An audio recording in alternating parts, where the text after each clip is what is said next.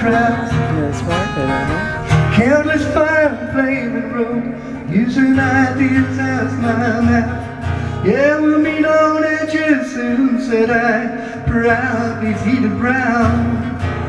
But I was so much older then, I'm younger than that now. That was a song we did back in the Byrds. It's a Bob Dylan song called My Back Pages.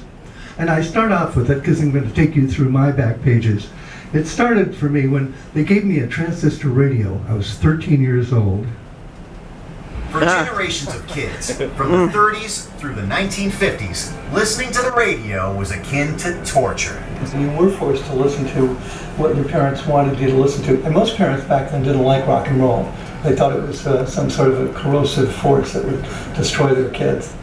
For McGuinn, freedom came when he got the first transistor radio for his 13th birthday, a Regency TR1G.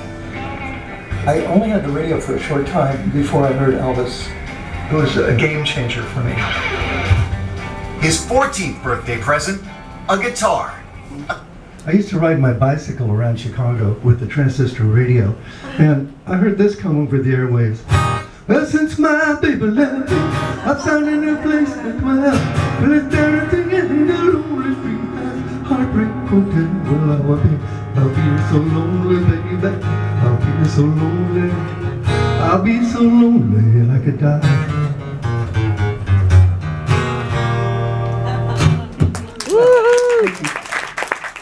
I wasn't going to do a full-on Elvis impersonation, but I really loved Elvis. He was so cool. And he made me want to get a guitar. So for my 14th birthday, I'd heard other songs on the radio, like How Much Is That Doggy in the Window?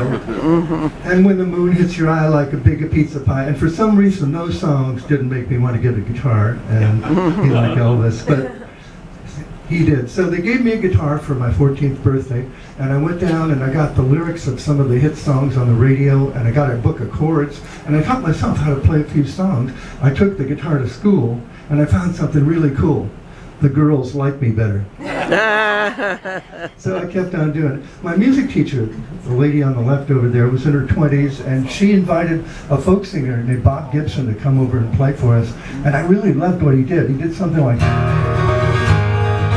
they call me Daddy, Daddy roll on. They call me Daddy roll on down. Kind of jazzy. And I went running up to her and asked her what kind of music it was. And she said, that's folk music. I said, wow, I heard Burl Ives. He didn't sound like that. She said, well, if you're really interested, there's a new school in Chicago that just opened up called the Old Town School of Folk Music. Why don't you go over and check it out? So I went over there with my guitar and maybe a little attitude because I taught myself how to play a couple of songs. I thought, what are they going to teach me at this folk school? Well, Frank Hamilton, that's the guy with the banjo, sat me down and he said, you know how to play the circle of fifths? And he showed me.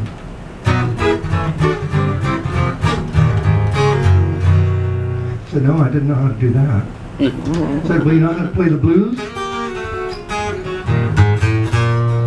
I said, no, I didn't know how to do that either. I said, well, what about finger picking? Let's see, I got a lot to learn. So I started going to the Old Town School of Folk Music a couple of days a week. And I learned about the different folk singers like Pete Seeger and the Weavers, Josh White and Odetta and the Clancy Brothers and Tommy Macon. And one I really was interested in was Hughie Ledbetter, because he played a 12-string guitar. The story goes, he was down in Texas and he walked into a pawn shop and he saw this big old 12-string guitar on the wall. And